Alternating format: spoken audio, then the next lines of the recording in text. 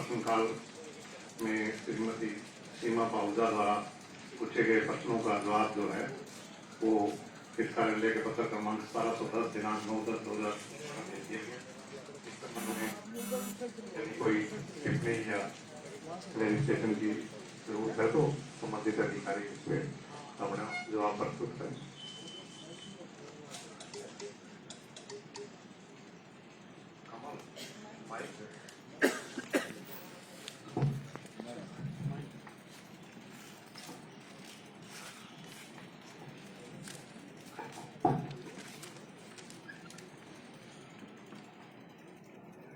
सबसे पहले हमारी अध्यक्षा मीर साहिबा और कमिश्नर साहब, उपस्थित सभी यहाँ पर हमारे अधिकारीगण और पार्षद भाइयों को मेरा नमस्कार। मैंने कुछ प्रश्न किए थे जिनमें सबसे पहला था ONM, जो आज हमारे वार्डों में सीवर की सफाई या सीवर से रिलेटेड जो भी एक कार्य है मैम, उसमें हमने एक कहा था कि ONM के लिए अधिकारियों द्वारा एक पास किया गया था टेंडर। मैंने इसके बारे में जानकारी भी मांगी पर मुझे ना प्रॉपर जानकारी नहीं मिली मैम। सबसे पहले ये कि मैं आपके संज्ञान में एक बात लाना चाहती हूँ कि जो ONM का ये टेंडर है मैम, ये 44.40 लाख रुपए का पास हुआ है और इसके साथ मेरे जो सीवरमैन है मेरे वार्ड में, अगर मैं उनकी पर ईयर सैलरी काउंट करूं तो 37,416 रुपए बनती है। यानी कि अगर मेरे वार्ड में माना जाए तो सीवर को लेकर पर ईयर जो खर्चा है वो 81,40,416 रुपए है ONM में लिखकर। मैं आपको एक बात ये कहना चाह रही हूँ कि लास्ट ईयर अगर मैंने सीवर पर मेरे वार्ड में अगर खर्चा हुआ था तो वो ज्यादा से ज्यादा 20 लाख रुपए का हुआ था। अगर हमारे पास ONM में डे टू डे अगर इस टेंडर को हमने प्रक्रिया में डे टू डे क्लीनिंग कर रखी है तो सीवरमैन किस लिए रखे हुए हैं वार्ड में, जिनको हम 37 लाख रुपए जो सैलरी के रूप में दे रहे हैं, उनका काम भी यही है। और ONM में जो हमने दिया डे टू डे मेंटेनेंस का, उनका काम भी यही है। दूसरी बात ये इसमें सीवर के ढक्कनों को लेकर मैम, पूरे साल में भी अगर मैं लगा दूं बहुत हाईएस्ट ढक्कन तो 5 लाख से ज्यादा मेरे वार्ड में ढक्कन नहीं लग सकते। और उसके बाद जेटिंग मशीन और सुपर सोकर, आज भी मैम वो स्थिति है कि अगर मेरे वार्ड में कोई सीवर की कंप्लेंट आती है, सीवर मैनों को सुपर सोकर मशीन चाहिए तो एक हफ्ते तक वो कंप्लेंट रिजॉल्व नहीं होती। जब हम इतना चिल्ला रहे थे, हमारे लिए बड़े दुर्भाग्य की बात है कि आज हम सदन में एक सीवर के मुद्दे को लेकर हम यहाँ पर बैठे हैं, जबकि हमें सदन में बहुत बड़े बड़े मुद्दों को डिस्कस करना चाहिए। ये जो ONM का बना है ये बहुत गलत बना है मैडम। अगर सफाई का अलग जैसे पहले होता था, सफाई का अलग और ढक्कनों का अलग बना होता तो काम भी स्पीड से होते। और आज सफाई के लिए सारे वार्ड में RWA सारे बंदे सफाई के लिए चिल्लियां मार रहे हैं पर सीवर की सफाई नहीं हो पा रही है। इसमें एक कमी और है मैम। फॉर एग्जाम्पल, अगर मेरे वार्ड में जो सीवर लाइन की है वो 900 मीटर लाइन है अगर टोटल, तो इसमें 600 मीटर ली हुई है। वो 300 मीटर पे वैसे काम नहीं होगा, सीवर की सफाई हो नहीं रही। क्या ये मैंने 50 लाख जो 44.40 लाख रुपीज ONM में जो पास करवाए हैं अधिकारियों ने अपनी मंशा से, हम चिल्लाते रहे कि आप ये गलत टेंडर पास कर रहे हो, गलत कर रहे हो, तो क्या सोच के ये पास किया गया, मुझे ये बताया जाए।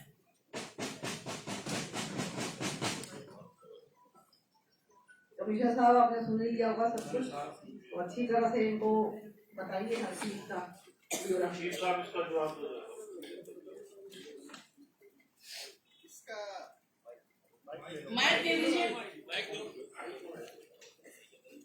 सबसे प्रथम मेरा सदन को सभी को मेरा नमस्कार।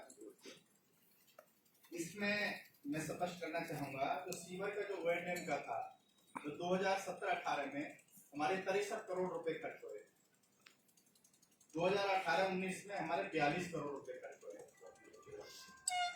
2020-21 में 34 करोड़ रुपए खर्च हुए। तो यह राशि यदि हम उसको देखें हमारा जो CPHO मैनुअल है या हमारा पब्लिक हेल्थ का जो मैनुअल है, तो उसके हिसाब से यह राशि कुछ अधिक प्रतीत होती थी। हो सकता है इस रहे होंगे ये उस टाइम जो सर्कमस्टांस रहे होंगे, तो मैं ये नहीं कह रहा कि वो ठीक खर्च की गई होगी मौके की आवश्यकता को देखते हुए, लेकिन जहां तक इसका O&M का था, अभी तक हमारे यहाँ पर 2008 में कॉर्पोरेशन का गठित हुआ था, तो उसके टाइम से कोई इसके बारे में कोई कंक्रीट सॉल्यूशन नहीं था। भाई हमने एक उसका टेंडर लगा दिया, एक गली का टेंडर लगा दिया, उसके बाद एक वार्ड में 4 टेंडर लगा दिए, तो उसको कंट्रोल करने में दिक्कत आती थी। तो उस समय अपने जो कमिश्नर महोदय थे, आयुक्त महोदय थे, उनसे भी विचार विमर्श हुआ, तो उनसे ये हुआ कि इसका जो सीवर का O&M का है और जो हरियाणा में जो चल रहा है, भाई जो CPHO मैनुअल है और उसके अलावा जो PHED का जो मैनुअल है, जो दूसरे जो टाउन्स हैं जहां पर जो चल रहा है, तो मैंने उनसे भी विचार विमर्श करके उनसे जो एस्टिमेट लिया गया, तो उसमें ये आया कि इसका जो एस्टिमेट है, इसका कंसोलिडेट एस्टिमेट बनाया गया।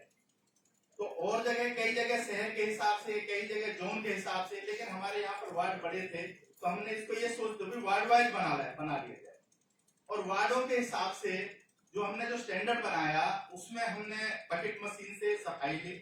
हर महीने 3 किलोमीटर जो भी उसमें होगा, 25 किलोमीटर पे 3 किलोमीटर लेंथ साफ करेगा।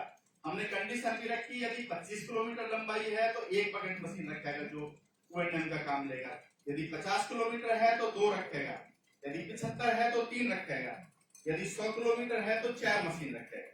और इसमें यदि उसके दौरान क्या होता था, पहले जो ठेकेदार तोड़ देता था ढक्कनों को, तो उसकी कोई जिम्मेवारी नहीं थी। तो इस बार हमने ये लिया भाई यदि कोई ढक्कन टूटता है तो इसको ढंग से खोलेगा, तो ढक्कन की जिम्मेवारी भी हमने उसी में ली गई। उसके अलावा पहले जो टेंडर थे बकेट मशीन का, तो उसके दे दी हमें उसकी सुपर सगर मशीन की। एक्चुअल में यदि 15 फुट से हमारी जो डेप्थ ज्यादा होती है, तो उसमें हमें सुपर सगर की आवश्यकता पड़ती है, या फिर नहीं तो जेटिंग सेक्शन मशीन से काम हो जाता है। तो इसमें हमने ये भी रखा भाई यदि कोई डेप्थ सीवर की ज्यादा है, तो उसमें हमने ये प्रोविजन डाला कि सुपर सेकर मशीन है या जेटिंग मशीन है, वो ठेकेदार उसको खर्च करेगा। और ठेकेदारों ने जो रेट दिए हैं वो अपने उसमें मेरे विचार से हमने अभी तक 32 वार्डों के हमारे टेंडर हमने जारी कर दिए हैं, कंप्लीट हो चुके हैं। 3 वार्डों के केवल अभी रह रहे हैं। तो इसका अभी तक कोई इसमें जो ठेकेदार की संपूर्ण जिम्मेवारी होगी वो उसका पूरा साफ करेगा। यदि कोई दिक्कत आएगी तो उसमें हमने उसका जुर्माने का प्रावधान रखा है। तो इसके हिसाब से तकनीकी दृष्टि से मेरे हिसाब से जो है ठीक है। बाकी यदि कोई बाद में भी कोई समस्या आएगी तो उसका बिल्कुल उसके हिसाब से उसका समाधान किया जाएगा। किसी तरह की इसमें कोई कोताही इसमें नहीं आने दी जाएगी। मैं हमेशा तत्पर रहूंगा, मेरा स्टाफ हमेशा तैयार रहेगा। इसमें मैं बताना चाहूंगा कि जो सबमिटिंग ऑफ द सर्विसेज है वो वैसे भी प्रैक्टिकली ठीक नहीं रहता, बट इसको वार्ड को यूनिट बना के टेंडर लगाया गया। पहले गलियों के हिसाब से था, कुछ पोर्शन छूट भी जाता था। सुपर सर्कल की अलग से डिमांड थी, बकेट मशीन की अलग से डिमांड थी। जो ओवरऑल कॉस्ट था वो भी कंपैरेटिवली ज्यादा खर्च हुआ था। इसमें जो है ये टोटल एस्टिमेट 35 वार्डों के प्लस 7 और जो लंबी सड़कों के मिला के ये 23 करोड़ के आसपास है एस्टिमेटेड कॉस्ट। अगर ये वर्क अलाउट करते हैं तो 10% ऊपर नीचे होगा। तो उस एंगल से वार्ड को यूनिट बना के किया गया है, एक एजेंसी इसमें काम करेगी और ये मैनुअल्स हैं पब्लिक हेल्थ के, उसके मुताबिक ठीक प्रतीत होता है। सर मैं अगर अपना पिछला देखूं, उसमें ढक्कन, जेटी मशीन, सफाई को लेकर जो मेरे वार्ड में खर्च हुआ वो सर 20 लाख रुपए खर्च हुआ था, जिसमें प्रॉपर वार्ड की एक गली वाइज नहीं प्रॉपर सफाई हुई थी सुपर सोकर मशीन से और बकेट मशीन से, और अपना ढक्कनों का भी था, स्लैब का भी था, पूरा प्रॉपर था। 20 लाख खर्च हुआ था। जो आज मैंने जो काम दे रखा है आप अधिकारियों की तरफ से 45 लाख रुपए का, ना तो सफाई हो रही है, जैसे कि बताया कि 100 मीटर पर 4 मशीन, किसने आइडेंटिफाई करी कि उसने 4 मशीन रख रखी है। मेरे वार्ड में O&M का जिसको टेंडर अलॉट हुआ है वो 2 बकेट मशीन से पूरे वार्ड की सफाई कर रहा है। मेरे हिसाब से अगर वो 2 बकेट मशीन से वार्ड की सफाई कर रहा है तो पूरा साल तो वो वैसे ही ले जाएगा। सफाई कैसे होगी सर? एक वो था रूल है, सभी पब्लिक भी उससे वाकिफ है और मैडम भी, कि बारिशों से पहले और बारिशों के बाद सीवर की क्लीनिंग की जाती थी, ताकि हमारे वो पुराने गुड़गांव के इतने बुरी हालात है सुचारू रूप से चल सके। आज आप अपने व्हाट्सएप ग्रुप में भी देखते हैं और अखबारों में भी देखते हैं, हर जगह सीवर ओवरफ्लो है, हर जगह है, चाहे वहां पर ओएनएम का टेंडर पास है या नहीं है। तो वो फिर ठेकेदार क्या कर रहा है, हमारे अधिकारी क्या कर रहे हैं उस पर। आज मैं अपने वार्ड की बात करूं सर, सेक्टर 7 जो सेक्टर का एरिया है, आज वहां भी ओवरफ्लोइंग हो रही है। क्लीनिंग के नाम पर कुछ भी नहीं हो रहा है, पानी मिक्सिंग हो रही है, क्योंकि सीवर क्लीन हुए नहीं है, ना बारिशों से पहले और ना बारिशों के बाद। हम पब्लिक को क्लीनिंग के लिए क्या जवाब दें? आज हमारे पास आते हैं RW वाले या कोई भी कि हमारे यहाँ की पब्लिक की सफाई कराई जाए, हमारे पास कोई जवाब नहीं होता कि हम उनकी क्लीनिंग कब कराएंगे। एक्शन खड़े होकर जवाब दीजिए।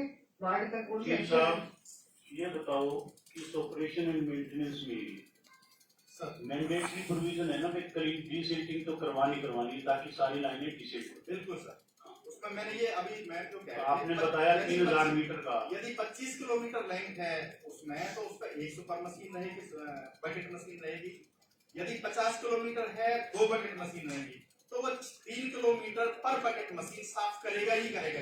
वो तो मैंडेटरी है उसमें। एक बार जी साहब, आप ना सर जवाब एक्शन जवाब दे तो ज्यादा बेटर होगा सर। उनको ज्यादा पता होगा आप इनके बारे में। सर जब से अलॉटमेंट हुआ है, क्या आपने चेक करा है कि कितना उसने क्लीन कर दिया एरिया और मेला कितना बड़ा है? अभी मैं बताऊं मैडम, इसमें मैं स्पष्ट करना चाहूंगा कि अभी हमने ओएनएफ का जो काम था, हमने जब सारे हो जाए जिससे डेट की दिक्कत नहीं रहे, अभी हमने उस पर काम अलॉट करने में लगे हुए हैं। जैसे मैंने बताया 32 वार्डों के काम अलॉट हो चुके हैं, केवल 3 वार्डों के रह रहे हैं और वो भी हम इस वीक में तीनों के तीनों वार्डों के वो करेंगे। इसके बाद इस पर पूर्ण रूप से कार्रवाई की जाएगी। बाकी एक्शन साहब भी इसके बारे में सारा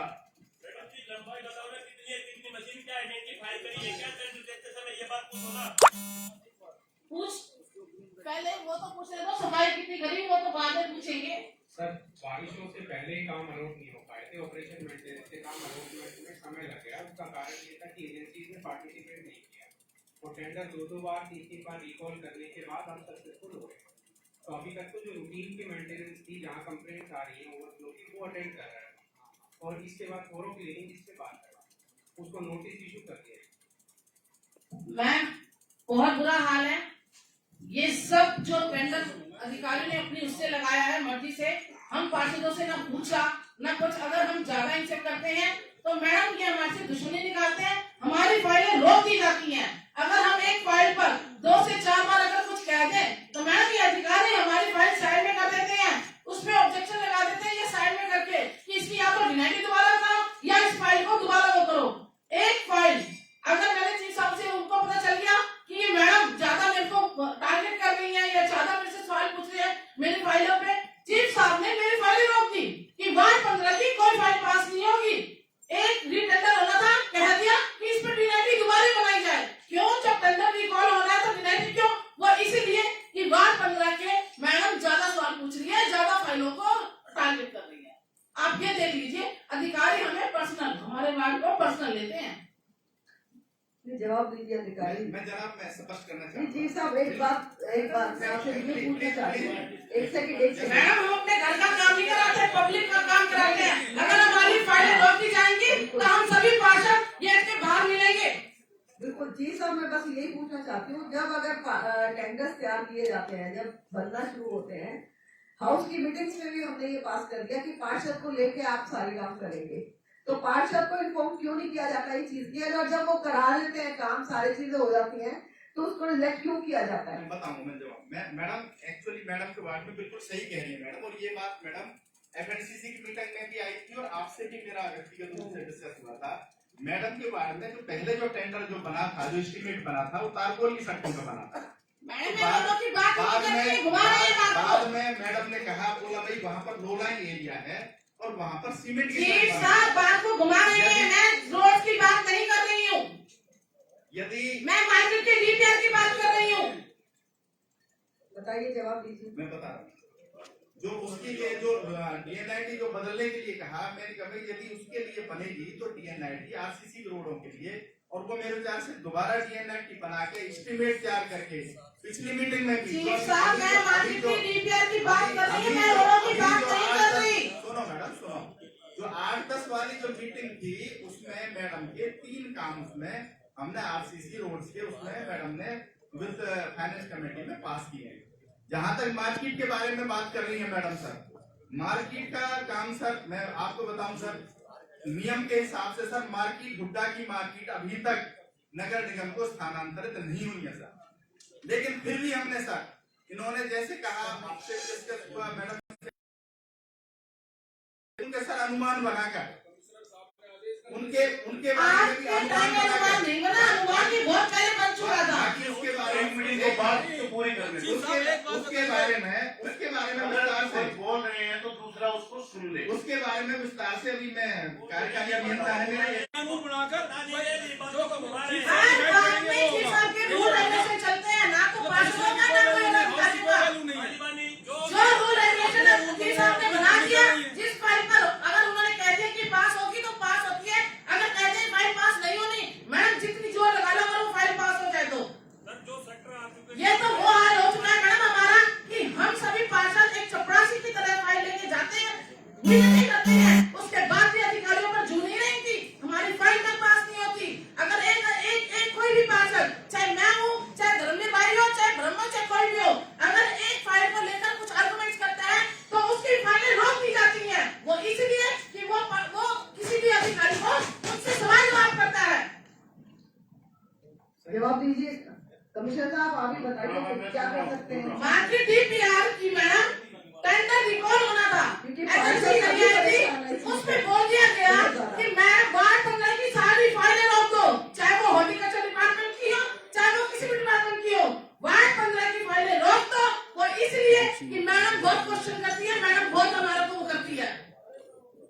तो साहब बताओ, मैडम घर में काम नहीं कराती, मैडम वार्ड में काम कराती है, वार्ड की फाइलों के लिए मैडम उसके पास घूमती है, वार्ड की फाइलों के लिए उनसे बात करती है, उसके बावजूद भी हमारे साथ ऐसा बर्ताव करते हैं। सर मार्केट की डीपीआर से टेंडर फ्लोट किए गए थे, उसमें सिंगल एजेंसी आई, एक ही एजेंसी ने पार्टिसिपेट किया, तो उसको रीटेंडर करने के लिए चीफ साहब के पास फाइल भेजी, तो फ्राइडे अप्रूव हुई है सर, कल उसका टेंडर दोबारा रिपोर्ट आप मैडम से सुनो, मैंने धर्मवीर खा रहा था भाई, मेरे को इसके कारण मेरी फाइलें नहीं कर रहे मैडम, बार हर बार ये पूछोगे भाई मेरे को ये बताओ इनकी फाइल अगर 2 एजेंसी ऑनलाइन को लेकर इतना बुरा हाल है सीवरों का मैडम हमारे वार्ड में, हमें नहीं पता, हमें नहीं चाहिए ऑनलाइन का ये टेंडर, हमारे वार्डों में प्रॉपर हमें सीवर क्लीनिंग की कल से काम शुरू हो जाना चाहिए।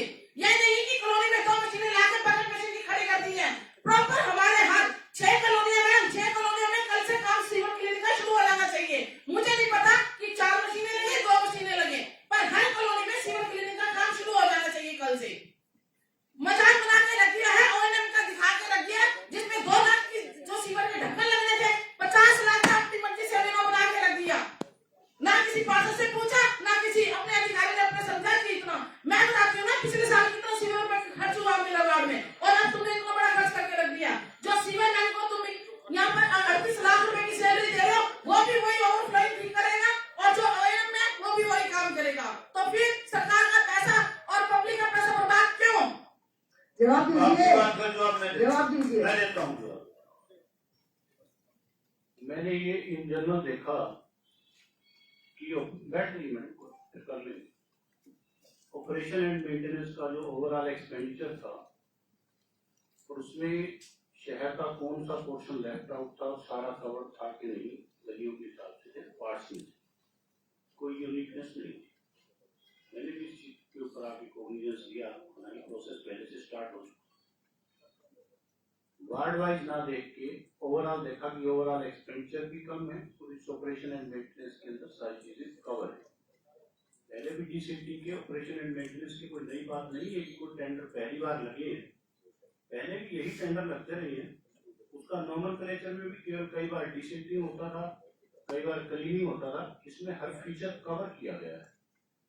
जैसा चीफ इंजीनियर ने बताया कि 32 वार्डों के वर्क अलॉट हो चुके हैं, अभी तक उनको वर्क ऑर्डर भी ज्यादातर तो जारी हो चुकी है, पर उन एजेंसीज ने भी काम करना शुरू नहीं किया ना।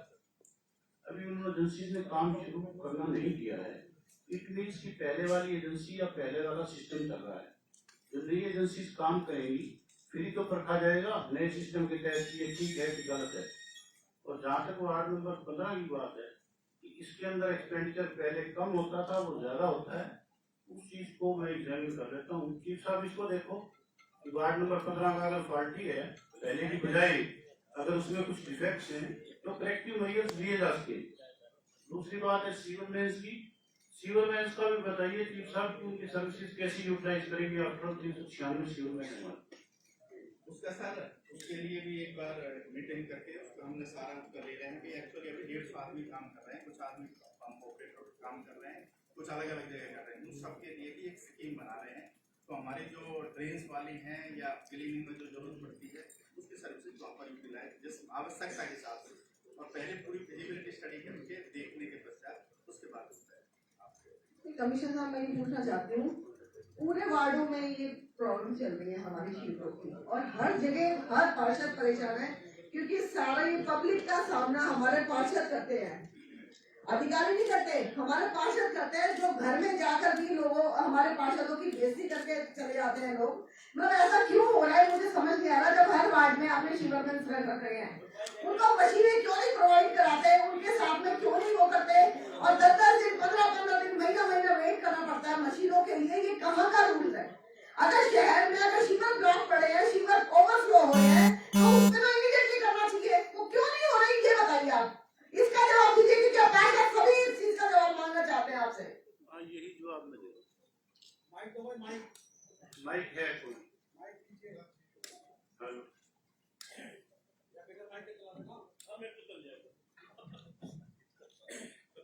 जो ऑपरेशन मेंटेनेंस की बात है, अभी जो वार्ड को यूनिट बना के काम किया है उन्होंने तो अभी काम शुरू करना स्टार्ट ही नहीं किया है। जो पहले वाला सिस्टम ही काम कर रहा है उसी सिस्टम के तहत दिखते आ रही है। इसलिए सिस्टम में एक बार इसको आजमाइश तो करते हैं कि ये ठीक है कि नहीं, और जब ये प्राइमा फेज बना है तो ये 100% ठीक प्रतीत होता है। जहाँ तक दिक्कतों की बात है वो कंप्लेंट्स का एड्रेसर का सिस्टम है। बताइए चीफ साहब कितना समय लेते हैं हम सीवर की जो कंप्लेंट्स को अटेंड करने में? सर आपके सामने ये मुद्दा आया था, हाउस में भी आया था, तो आपने ये कहा था भी 4 मशीन दे दो, सुपर सेकर मशीन, जब तक ये अपने फाइनल तो 4 जोन के लिए। लेकिन उसमें एक और 2 जोन बड़े थे, उसमें बल्कि 2-2 मशीन दे रखी हैं। भाई जेसी की उसमें आपने ड्यूटी लगाई थी, भाई जेसी देखेंगे। अभी तो आप 6 मशीन अभी भी हमारी उसमें सुपर सेकर मशीन कंप्लेंट्स के रेजोल्यूशन के लिए वो प्रोवाइड की।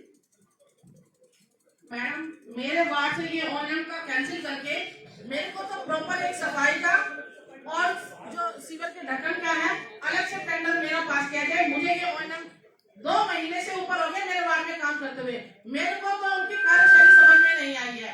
दिखावट के लिए 2 बगल मशीन लगा दी है, पर इतने 2 महीने में मैडम 4 गलियां की क्लीनिंग नहीं हुई है। दिखावट के लिए फोटो भेजेंगे, मैंने इस व्हाट्सएप ग्रुप में भी, एक्शन साहब भी है, सारे ही हैं, मैंने लिखा हुआ है स्पेशल कि दिखावट के लिए फोटो खींचने के लिए मशीन लगाई, आपको हटा दो। उसके बावजूद भी जवाब नहीं है मैडम। आप ये देख लीजिए, ये घोषणा है। मेरे को ये ओएनएम का नहीं चाहिए। सीवर मैन मेरे वार्ड में 16 है, वो डे टू डे देख लेते हैं मेरे को। और एक ढक्कन के लिए एक मैडम टेंडर पास करा दीजिए। ये फालतू खर्चा है, मुझे नहीं पता किस लिए किसकी उससे करा गया। जहाँ पर मैडम ये अगर चलता है ये वाला टेंडर, ये स्कीम चलती है वहाँ चलाइए, मेरे वार्ड में स्कीम नहीं चलेगी, फेल है।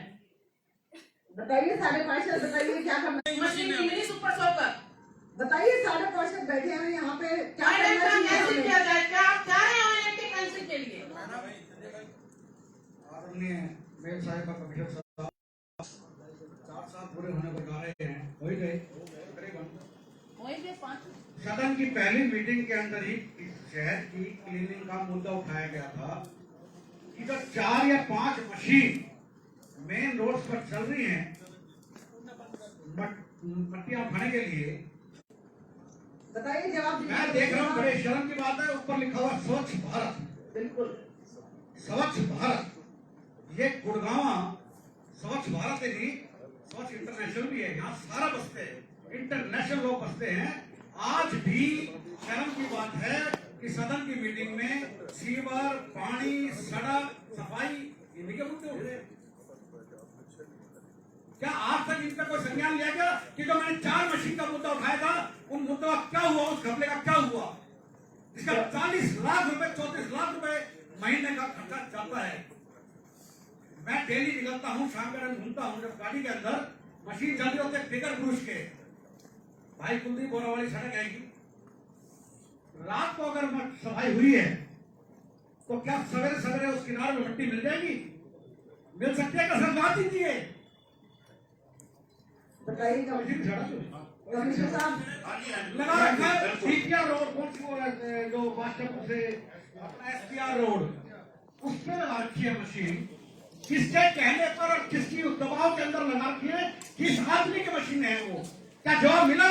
कमिश्नर साहब इस चीज को हमारे सबसे पहले कमिश्नर गुरुगामा थे अपना उमा शंकर जी, ये मुद्दा जब उठा था सदन की मीटिंग, हमने सदन के शपथ ली और उस टाइम ये मुद्दा उठाया। मैडम हमारी माननीय पार्षद जी सीमा जी ने जो मुद्दे उठाए हैं, ये ऐसे नहीं है, दिल जले हुए हैं। मुझे इतना बता दिया इस गुरुग्राम शहर के लिए आप सफाई के ऊपर कितना खर्चा कर रहे हैं, उसके बाद जो कार्रवाई होगी, मेरे हमें पार्षद से सहमत हो तो पहुंचाइए। चीफ साहब एक तो बताओगे इसमें कितने मीटर लेंथ दी गई आपने टोटल सीवर की? जो एनएम है इसमें कितने मीटर मेरे वार्ड में लेंथ दी गई आपने? बस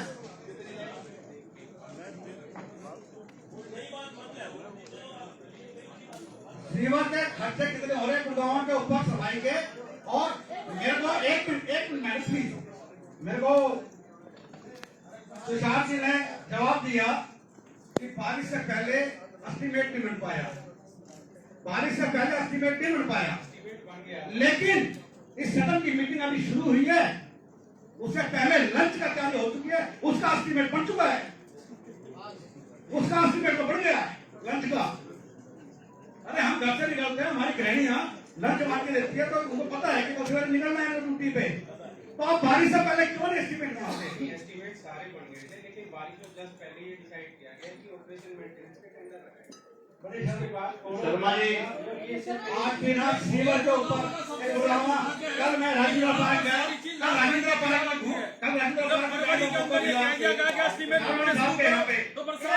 सीवर के पानी पूरा हाल हुआ पड़ा है राजेंद्र पार्क में, तो तरीका है। आप बताइए एक्शन इस साहब। बारे में मैं सदन को ये बताना चाहता हूँ, आपके 2 इश्यूज आए हैं। एक तो जो आप कुछ नहीं बताना चाह रहे, आपको शुरू में इंट्रोडक्टरी मीटिंग में टाइम बाउंड मैनर में काम होने चाहिए। पूरे हाउस की शिकायत केवल एक है, फाइलें लटकी रहती है। हमारे ऑफिसरों को बड़ा प्रेम है फाइलों से, वो दबा के बैठे रहते हैं। आप मेरे को एक बात बताइए, आप एक बात बताइए, आपको जब एक बार पहली मीटिंग में शुरू में इंट्रोडक्टरी मीटिंग में बोला था कि एक लेटर रेज करे, कई दिन स्वीपर की सफाई कर्मियों की स्ट्राइक चलती रही, कमाल की बात है, उनके बाद सटने लग रहा है, अब ना व्हाट्सएप पे आप रिप्लाई करते हैं, कुछ नहीं हो रहा, क्यों ऐसा? आप किसी भी ऑफिसर को बताइए, क्लियर कट डायरेक्शन इशू कीजिए, 1 सप्ताह से ज्यादा कोई फाइल उसके पास नहीं थी, अदरवाइज वो क्लैरिफिकेशन दे। सिर्फ अधिकारियों ने पार्षदों को चोर, बेईमान और भ्रष्टाचार साबित कर दिया, अपने आप को छुपाने के लिए, अपने कामों को दबाने के लिए। इन्होंने इसके सिवाय और कोई काम नहीं किया। तो मीटिंग फाइनल निकल जाती है, पता चल रहा है कि 6 महीने पहले। नमस्कार सभी कमिश्नर साहब को, सभी सदन के सम्मानित सभी सदस्यों को मेरा नमन। मैडम जी, अभी जो सीमा मैडम अपना दुखड़ा रो रही है, ये एक सीमा मैडम का नहीं है, ये सभी पार्षदों का।